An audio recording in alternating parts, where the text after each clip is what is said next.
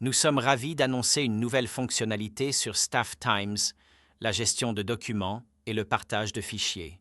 Cette fonctionnalité simplifie plus que jamais la collaboration et le partage de documents pour votre équipe, vos projets et vos collaborateurs. Cet outil innovant permet aux utilisateurs de gérer et d'échanger efficacement des fichiers tout en gardant un contrôle total sur la confidentialité et les droits d'accès. C'est parti! On trouve cette fonctionnalité en naviguant vers Gérer les groupes dans la barre de menu à gauche. Pour configurer la gestion des documents, commencez par définir un nom de groupe. Les groupes peuvent être utilisés non seulement pour le partage de documents, mais aussi pour le suivi du temps et la planification. Des guides détaillés sur ces sujets sont disponibles dans nos vidéos explicatives. Dans cet exemple, nous allons créer un nouveau groupe pour le partage de documents. Cliquez sur Ajouter un nouveau groupe. Maintenant, entrez un nom descriptif dans le champ de saisie, de préférence similaire à un nom de répertoire. Une fois créé, ce nom de groupe sera transféré aux utilisateurs autorisés dans l'application MyTime et affiché sur la page Groupes and Documents. Dans la section suivante, vous trouverez différents paramètres de groupe. Les sections Détails du projet, Nom des activités et Planification ne seront pas utilisées dans cet exemple car ce groupe est destiné uniquement pour la gestion des documents. Par conséquent, ces options seront désactivées dans MyTime et ne seront pas partagées avec les participants du groupe. Passons maintenant à la section Gestion des documents. En haut, vous trouverez le bouton bleu pour télécharger et joindre des fichiers ou lier des médias externes. Cliquez sur l'icône d'information pour obtenir des détails sur les limitations de taille de fichiers et de quantité dans l'abonnement de base. Les paramètres par défaut sont généralement suffisants pour télécharger des photos et des documents simples. Si vous avez besoin de plus de capacité de stockage, n'hésitez pas à nous contacter. Nous travaillons sur différents forfaits pour permettre une mise à l'échelle flexible. Alors, je clique sur le bouton bleu, ce qui ouvre la boîte de dialogue de téléchargement. Maintenant, je sélectionne 2 fichiers et confirme le téléchargement. Les pièces jointes téléchargées s'affichent sous forme de liste. Les éléments individuels peuvent être supprimés à tout moment en cliquant sur le X et remplacés par de nouvelles pièces jointes via le bouton bleu. L'utilisation de services de collaboration en ligne pour l'édition de documents partagés devient de plus en plus courante.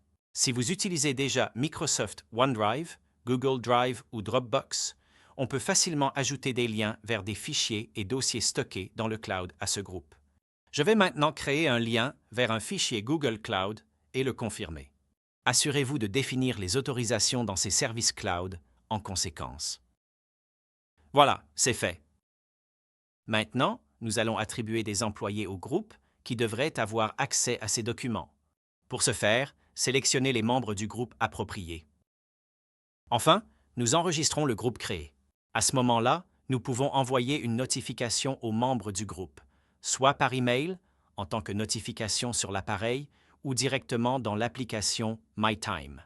Alternativement, vous pouvez choisir de ne pas envoyer de notification en cochant la case appropriée.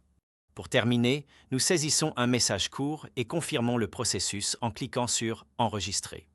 Au bas de cette page, vous trouverez un historique de tous les messages envoyés, y compris les noms des destinataires. Voyons maintenant comment cela apparaît dans l'application MyTime. Ensuite, on voit comment la notification arrive sur le smartphone de l'employé. En appuyant sur la notification, une fenêtre contextuelle s'ouvre et redirige l'utilisateur vers la liste des notifications dans l'application MyTime. Cette liste affiche toutes les notifications précédentes dans l'ordre chronologique, avec la plus récente en haut.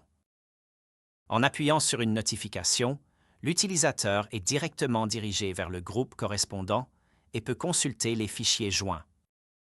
Important, dans la barre de navigation en haut, vous pouvez appuyer sur l'icône de la cloche pour rouvrir la liste des notifications.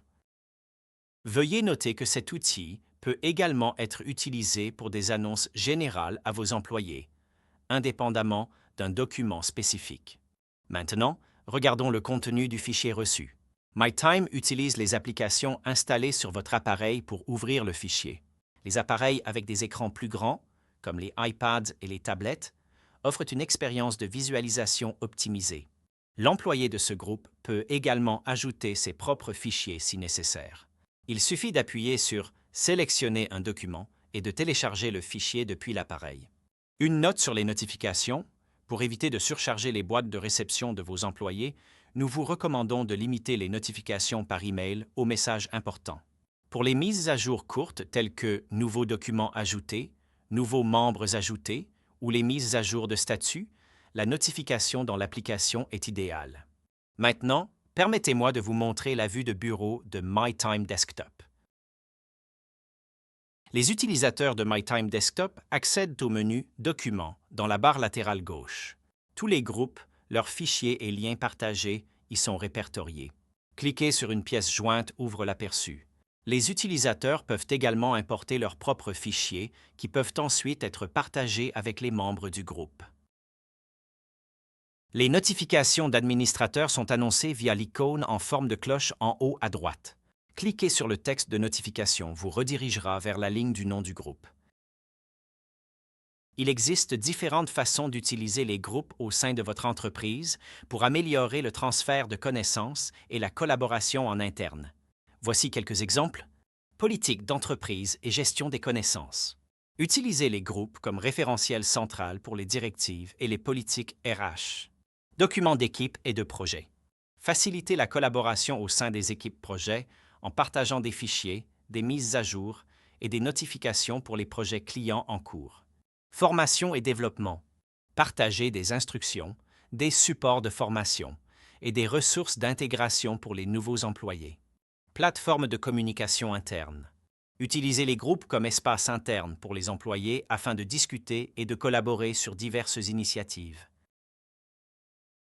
Créer des communautés sur Staff Times en utilisant la fonction de groupe permet de rendre le flux d'informations internes plus efficace et permet aux équipes de travailler ensemble de manière plus rapprochée. Nous espérons soutenir vos processus de bureau de la meilleure manière possible. Nous développons continuellement cette fonctionnalité et attendons vos retours avec impatience. Essayez-la maintenant et amenez votre équipe au niveau supérieur.